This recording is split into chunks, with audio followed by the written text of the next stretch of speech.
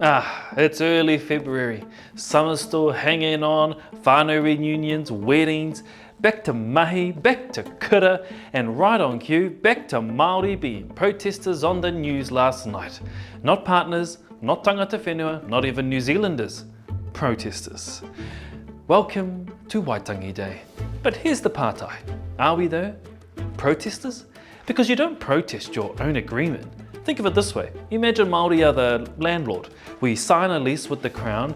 When the Crown stops paying the rent, Māori are labelled as protesters for pulling out the lease and asking for it to be honoured. So let's be clear. Māori aren't protesters.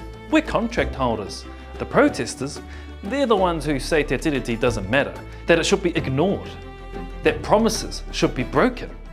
That's a protest. Asking for what was agreed to isn't a protest. That's how agreements work. We're just making sure that the promises made to our great-great-great-grandparents are kept. So if you've already seen on social media posts moaning about the fact that we still exist and that we didn't quietly melt away, you're not alone now, huh?